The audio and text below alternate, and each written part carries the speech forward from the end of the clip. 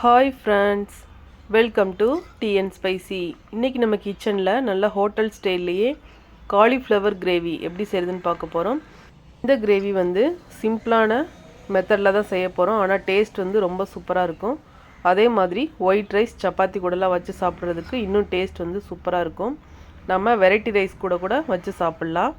இப்போ வாங்க இந்த காலிஃப்ளவர் கிரேவி எப்படி செய்கிறதுன்னு பார்க்கலாம். வீடியோக்குள்ளே போகிறதுக்கு முன்னாடி நம்ம டீ அண்ட் ஸ்பைசி சேனலை இன்னும் யாரெல்லாம் சப்ஸ்கிரைப் பண்ணாமல் பார்க்குறீங்களோ மறக்காமல் சப்ஸ்கிரைப் பண்ணிக்கோங்க. கூடவே பெல் சிம்லையும் கிளிக் பண்ணிக்கோங்க. இப்போது ஒரு கடாயில் கொஞ்சமாக எண்ணெய் சேர்த்துக்கலாம். 2 பெரிய வெங்காயத்தை ரஃபாக கட் பண்ணிவிட்டு சேர்த்துக்கோங்க.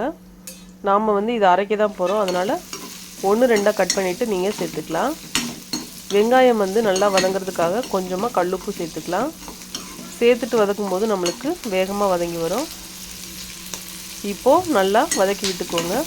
இந்த ஆனியன் நல்லா கோல்டன் ப்ரௌன் வர வரையும் நம்ம வதக்கணும். அப்போ தான் இந்த கிரேவி நல்லா டேஸ்டியாக இருக்கும். இப்போ இது கூட ஒரு 10-15 முந்திரி பருப்பு சேர்த்துக்கலாம். முந்திரி பருப்பு சேர்த்து பண்ணும்போது இந்த கிரேவி நல்லா ரிச்சாக இருக்கும், அதனால தான் நம்ம சேர்க்குறோம். இப்போது 1/2 ஸ்பூன் அளவுக்கு கசகசா சேர்த்துக்கலாம். இதையும் சேர்த்துட்டு நல்லா வதக்கி எடுத்துக்கோங்க. இதில் நம்ம தேங்காய் எதுவுமே சேர்க்க போகிறதில்ல. இது நல்லா கோல்டன் ப்ரௌன் வர வரையும் நல்லா வதக்கி எடுக்கணும். பாருங்கள், இந்த மாதிரி நல்லா வதங்கி வந்ததுக்கப்புறமா தவா பண்ணிடலாம். இப்போது இதை ஒரு மிக்ஸி ஜாருக்கு ட்ரான்ஸ்ஃபர் பண்ணிக்கலாம். இந்தளவுக்கு நல்லா வதக்கி எடுத்துக்கோங்க. அப்போ தான் கிரேவியோட டேஸ்ட் இன்னும் சூப்பராக இருக்கும். இப்போது ஒரு மிக்ஸி ஜாருக்கு மாற்றி வச்சுக்கோங்க. வெங்காயம் நல்லா ஆறுனதுக்கப்புறமா தான் நம்ம அரைக்கணும். இப்போ இது கூட 2 தக்காளியை கட் பண்ணிவிட்டு மிக்ஸி ஜாரில் சேர்த்துக்கலாம். தண்ணி எதுவும் சேர்க்காமல் அப்படியே நாம் அரைச்சி எடுத்துகிட்டு வந்துடலாம். இப்போது ஒரு பேனில் எண்ணெய் சேர்த்துக்கோங்க. ஒரு 3 ஸ்பூன் அளவுக்கு எண்ணெய் சேர்த்துட்டு 1/4 டீஸ்பூன் அளவுக்கு மஞ்சள் தூள், 1/2 ஸ்பூன் அளவுக்கு சில்லி பவுடர் சேர்த்துக்கலாம். நல்லா கலந்து விட்டுக்கோங்க. நான் ஹாட் வாட்டரில் மஞ்சள் தூள் கல்லுப்பு சேர்த்து காலிஃப்ளவரை நல்லா வாஷ் பண்ணி எடுத்திருக்கேன். இந்த மாதிரி வாஷ் பண்ணதுக்கப்புறமா நீங்கள் இந்த மசாலா கூட சேர்த்துக்கலாம். இப்போ நல்லா மிக்ஸ் பண்ணி விட்டுருங்க. இந்த மாதிரி நாம் காலிஃப்ளவர் கிரேவி செய்யும்போது அதோட டேஸ்ட் இன்னும் சூப்பராக இருக்கும். நல்லா இந்த மசாலா நல்லா கோட் ஆகணும். ஏற்கனவே நம்ம கல்லுப்பு சேர்த்து தான் காலிஃப்ளவர் வேக வச்சுருக்கோம், அதனால் நான் உப்பு சேர்க்கலை. உங்களுக்கு இந்த ஸ்டேஜில் உப்பு சேர்க்கணும்னு நினச்சிங்கன்னா நீங்கள் சேர்த்துக்கலாம். இப்போது நல்லா கிண்டி விட்டதுக்கப்புறமா ஒரு 5 நிமிஷம் இந்த மாதிரி பரட்டி விட்டுருங்க. இப்போது ஸ்டவ் ஆஃப் பண்ணிடலாம். இப்போது ஒரு கடாயில் கொஞ்சமாக எண்ணெய் சேர்த்துக்கலாம். இது கூட தாளிக்கிறதுக்கு பட்டை, கிராம்பு, ஏலக்காய், கொஞ்சம் சீரகம் இதெல்லாம் சேர்த்துக்கோங்க. இது கூட 1 ஸ்பூன் அளவுக்கு இஞ்சி பூண்டு பேஸ்ட் சேர்த்துக்கலாம். சேர்த்துட்டு பச்சை ஸ்மெல் போகிற வரைய நல்லா வதக்கி எடுத்துக்கோங்க. பச்சை ஸ்மெல் நல்லா கம்ப்ளீட்டாக போகணும், அப்போ தான் கிரேவி நல்லாயிருக்கும்.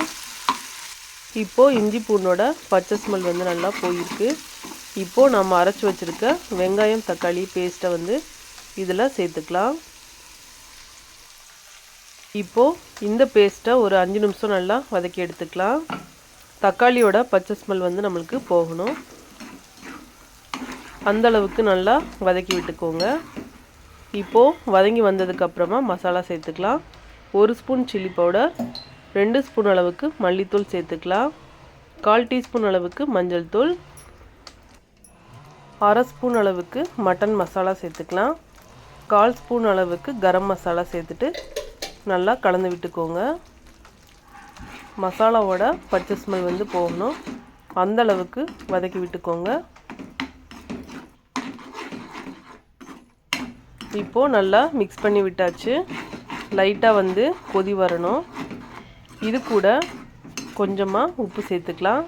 நம்ம ஏற்கனவே வெங்காயம் வதக்கும் போது சேர்த்துருக்கோம், பார்த்துட்டு நீங்கள் சேர்த்துக்கோங்க. சேர்த்துட்டு நல்லா கலந்து விட்டுக்கோங்க. இப்போது இந்த ஸ்டேஜில் நாம் ஃப்ரை பண்ணி வச்சுருக்க காலிஃப்ளவர் இதில் சேர்த்துக்கலாம். சேர்த்துட்டு ஒரு தடவை நல்லா கலந்து விட்டுக்கோங்க.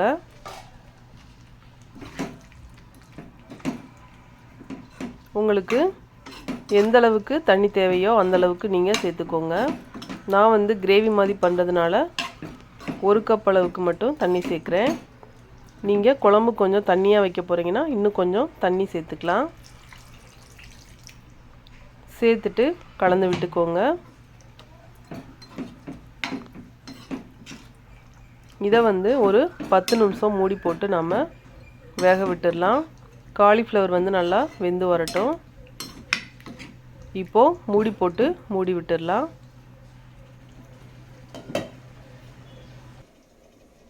இப்போது வெந்து வந்திருக்கு. ஓப்பன் பண்ணி பார்க்கலாம்.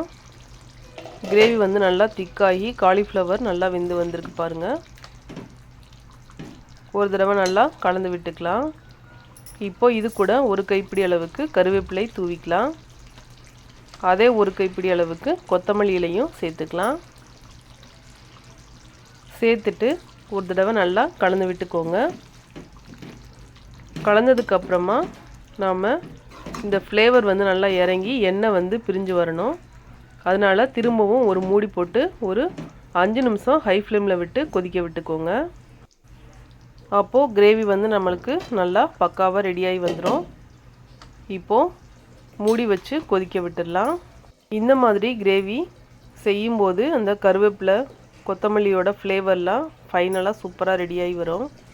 சாப்பிடும்போது டேஸ்ட் வந்து இன்னும் சூப்பராக இருக்கும். பாருங்கள், இந்த அளவுக்கு எண்ணெய் பிரிஞ்சு வெளியில் வந்திருக்கு. இப்போது கிரேவி வந்து நல்லா ரெடி ஆயிடுச்சு. இதே மாதிரி நீங்களும் ரெஸ்டாரண்ட் ஸ்டைலில் உங்கள் வீட்டில் ட்ரை பண்ணி பாருங்கள். டேஸ்ட் வந்து ரொம்ப சூப்பராக இருக்கும், டிஃப்ரெண்ட்டாகவும் இருக்கும். கண்டிப்பாக மிஸ் பண்ணாமல் ட்ரை பண்ணி பாருங்கள். ட்ரை பண்ணி பார்த்துட்டு நம்ம டிஎன் ஸ்பைசி சேனலுக்கு மறக்காமல் கமெண்ட் பண்ணுங்கள். நம்ம சேனலை புதுசாக பார்க்குறவங்க லைக் பண்ணுங்கள், ஷேர் பண்ணுங்கள், மறக்காமல் சப்ஸ்கிரைப் பண்ணிக்கோங்க.